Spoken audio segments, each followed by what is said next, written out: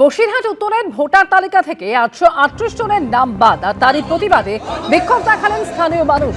অবিলম্বে নাম সঠিকভাবে ভোটার তালিকায় তুলতে হবে, এই দাবিতে বিক্ষোভ দেখান তারা। 2002-এর ভোটার লিস্টে নাম ছিল, একাধিক বৈধ নথি জমা দেওয়ার পরও বাদ গেছে নাম, এমনই অভিযোগ করছেন বসিরহাট উত্তরের ভোটারদের একাংশ।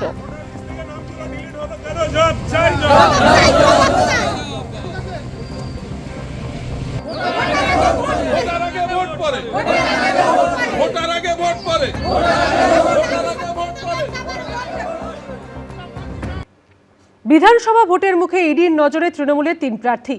আর্থিক প্রতারণা মামলায় মেয়র পরিষদ এবং রাসবিহারী তৃণমূল প্রার্থী দেবাশিস কুমারকে শুক্রবার ফের জিজ্ঞাসাবাদ করা হলো।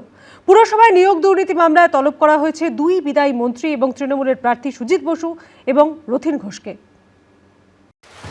বিধানসভা ভোটের মুখে ইডির স্ক্যানারে তৃণমূলের 3 হেভিওয়েট দেবাশিস কুমার, সুজিত বসু এবং রথিন ঘোষ, 3জনই বিদায়ী বিধায়ক। আবার এবারের বিধানসভা ভোটের প্রার্থীও। একটি আর্থিক প্রতারণা মামলায় মেয়র পরিষদ রাসবিহারী তৃণমূল প্রার্থী দেবাশিস কুমারকে শুক্রবার ইডি ফের জিজ্ঞাসাবাদ করল। পাশাপাশি পুরসভায় নিয়োগ দুর্নীতির মামলায় বিধাননগরের তৃণমূল প্রার্থী সুজিত বসু ও মধ্যমগ্রামের তৃণমূল প্রার্থী ও বিদায়ী খাদ্যমন্ত্রী রথিন ঘোষকে তলব করল এনফোর্সমেন্ট ডিরেক্টরেট। সূত্রের খবর, আর্থিক প্রতারণার মামলায় সম্প্রতি অমিত গঙ্গোপাধ্যায় নামে এক ব্যবসায়ীর ঠিকানায় অভিযান চালানো হয়। অভিযোগ, কলকাতার একাধিক বিতর্কিত জমির নথি পুরসভা থেকে তৈরি করাতেন এই ব্যবসায়ী। সেই বিতর্কিত জমি বিক্রি করে কোটি কোটি টাকা হাতিয়েছিলেন তিনি। সেই মামলাতেই জিজ্ঞাসাবাদের জন্য দেবাশিস কুমারকে তলব করে ইডি।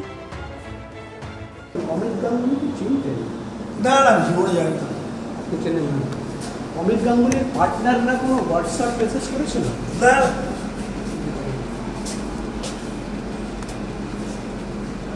কোনো কাজ করিয়ে দিয়েছিলেন বা এরকম কিছু? না। অন্যদিকে পুর নিয়োগ দুর্নীতি মামলায় বিধাননগরের তৃণমূল প্রার্থী সুজিত বসুকে তলব করেছে ইডি। পুরসভার নিয়োগ দুর্নীতি মামলায় সিবিআই যে চার্জশিট দিয়েছিল তার 11 নম্বর পাতায় দাবি করা হয় বেআইনিভাবে সবচেয়ে বেশি চাকরি দেওয়া হয়েছে দক্ষিণ দমদম পুরসভায়। 2014 সালের পর সেখানে 329 জনের নিয়োগ হয়েছে টাকার বিনিময়ে। কেন্দ্রীয় এজেন্সি দাবি করে করোনাকালে তৃণমূল পরিচালিত দক্ষিণ দমদম পুরসভায় এভাবেই একসঙ্গে চাকরি হয়েছিল 29 জনের। এই পুরসভার ভাইস চেয়ারম্যান ছিলেন সুজিত বসু। এর আগে 10ই অক্টোবর লেকটাউনে দমকল মন্ত্রী সুজিত বসুর রেস্তোরাঁ, তার সল্টলেকের অফিস, গোলাঘাটায় দমকল মন্ত্রীর ছেলে সমুদ্র বসু রেস্তোরাঁ, লাউঞ্জ বারে তল্লাশি চালায় ইডি। সুজিত বসুর স্ত্রী, পুত্র, কন্যা ও জামাইকেও জিজ্ঞাসাবাদ করে এনফোর্সমেন্ট ডিরেক্টরেট। এবার ভোটের মুখে তৃণমূল প্রার্থী সুজিত বসুকে তলব করল ইডি। পুরো দুর্নীতি কাণ্ডের তদন্তে নেমে 2023 সালে পুজোর মুখে খাদ্যমন্ত্রী রথিন ঘোষের বাড়িতে তল্লাশি চালিয়েছিল ইডি। তাকে তলব করেছে কেন্দ্রীয় এজেন্সি। যদি এরকম কোনো তদন্তের স্বার্থে কাউকে যদি তলব করা হয়, সেটা তো কোনো সংবিধান বিরোধী কিছু হচ্ছে বলে আমরা বলতে পারবো না। পশ্চিমবঙ্গের মানুষ জানেন কার অনুপ্রেরণায় গত 1.5 দশক ধরে পশ্চিমবঙ্গের মানুষের সমস্ত কিছু চুরি হয়েছে, লুট হয়েছে, প্রশাসনিক দুর্নীতি হয়েছে, এবং এটা তৃণমূলের অনুপ্রেরণার পরম্পরায় হয়েছে। কত বড় অসভ্যতা হচ্ছে, একটা ইলেকশন চলছে, সেখানে বিজেপি আর কত নোক দাঁত বার করবে? তোমাদের যদি কোনো তদন্তের থাকে এতদিন করে রাখোনি কেন? এত বছরের পুরনো মামলাগুলো আমাদের যারা প্রার্থী তাদের ডেকে পাঠানো মানে তাদেরকে সমস্ত কাজকর্ম ছেড়ে আইনজীবীর সঙ্গে বসতে হবে, সারাদিন তাদের ওখানে নষ্ট হবে। বিজেপি যে কতটা দেউলিয়া, কতটা ভয় পেয়েছে এই বিজেপির নেতাদের উপর, বিজেপির কোনো ভরসা নেই। সুজিত বসুকে সোমবার ও রথিন ঘোষকে বুধবার সিজিও কমপ্লেক্সে হাজিরার নির্দেশ দিয়েছে ইডি। প্রকাশ সিনহা, উজ্জ্বল মুখোপাধ্যায় ও শিবাশিস মৌলিকের রিপোর্ট, এবিপি আনন্দ, কলকাতা। ভোট গণনা শেষ হওয়ার পরেও রাজ্যে আইন শৃঙ্খলা বজায় রাখতে 500 কোম্পানি কেন্দ্রীয় সশস্ত্র বাহিনী মোতায়েন থাকবে। ইভিএম, স্ট্রং রুম এবং কাউন্টিং সেন্টারের নিরাপত্তার জন্য থাকবে 200 কোম্পানি, এমনটাই খবর নির্বাচন কমিশন সূত্রে। অন্যদিকে শুক্রবার ফর্ম 6 সহ বিভিন্ন ইস্যুতে সিইও দফতরে অভিযোগ জানায় তৃণমূলের প্রতিনিধি দল। এই ইস্যুতে তুঙ্গে উঠেছে শাসক বিরোধী চাপানোতর। নজিরবিহীনভাবে এবার বিধানসভা ভোট ঘোষণার আগেই রাজ্যে চলে এসেছে কেন্দ্রীয় বাহিনী। ভোট গণনার পরও রাজ্যে কেন্দ্রীয় বাহিনী মোতায়েন রাখার সিদ্ধান্ত নিয়েছে নির্বাচন কমিশন।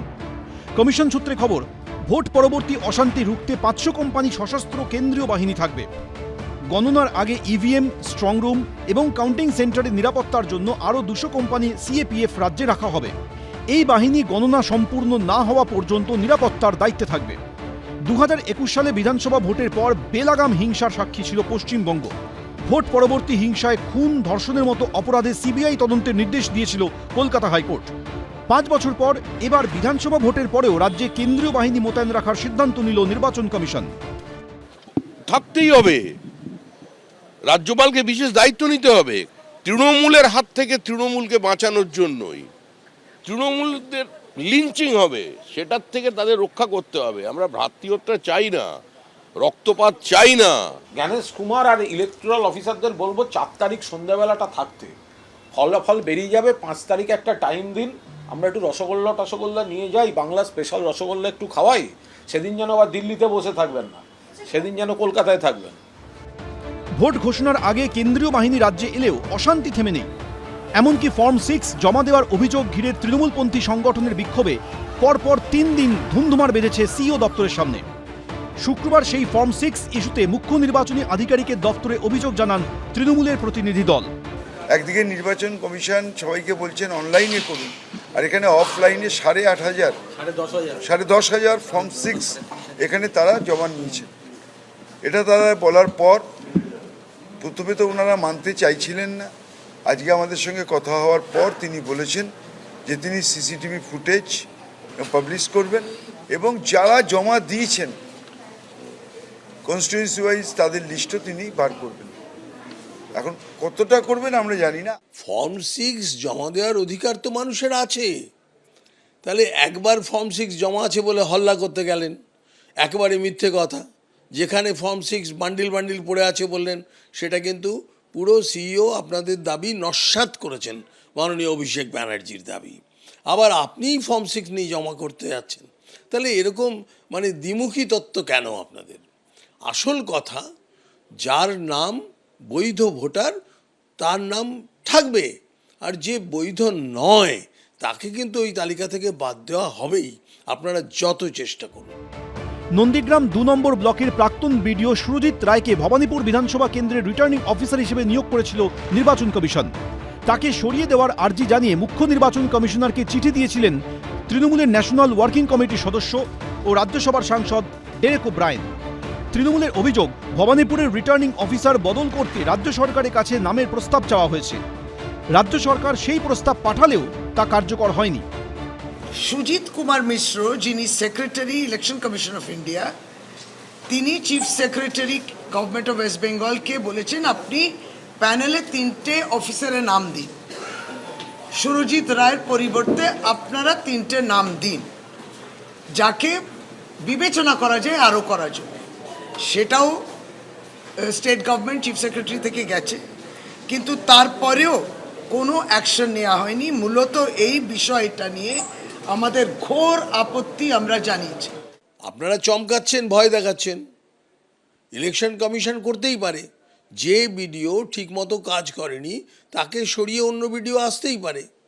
এখন আপনারা এইসব অভিযোগ দিয়ে আবার আপনাদের পছন্দ মতো বিডিও আনতে চাইছেন, এ তো হবে না। সব মিলিয়ে ভোট যত এগোচ্ছে ততই সংঘাত তীব্র থেকে তীব্রতর হচ্ছে। এখন দেখার আদৌ ভোট কতটা শান্তিতে হয়।